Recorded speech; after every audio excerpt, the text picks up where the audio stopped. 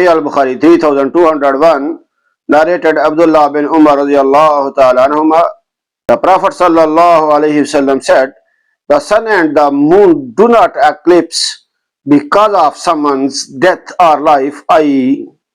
birth, but they are two signs amongst the signs of Allah subhanahu wa ta'ala. So, if you see them, i.e. eclipse, offer the eclipse prayer. Sahih Al-Bukhari 3202, narrated Abdullah bin Abbas radiallahu ta'ala anhuma, the Prophet sallallahu alayhi wasallam said, the sun and the moon are two signs amongst the sign of Allah subhanahu wa ta'ala. They do not eclipse because of someone's death or life. So if you see them, i.e. eclipse, celebrate the praises of Allah subhanahu wa ta'ala, i.e. pray.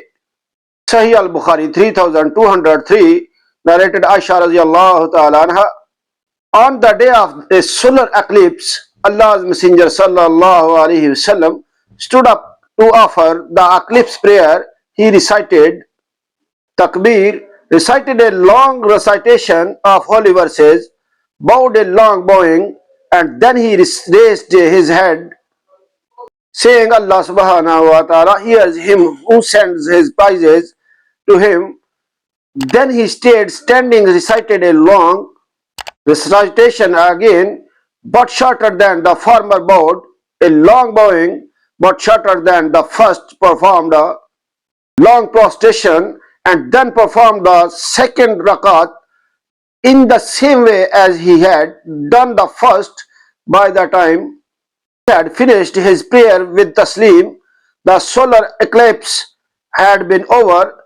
Then he addressed the people, referring to the solar and lunar eclipses, saying, these are two signs amongst the signs of Allah subhanahu wa ta'ala, and they do not eclipses because of anyone's death or life.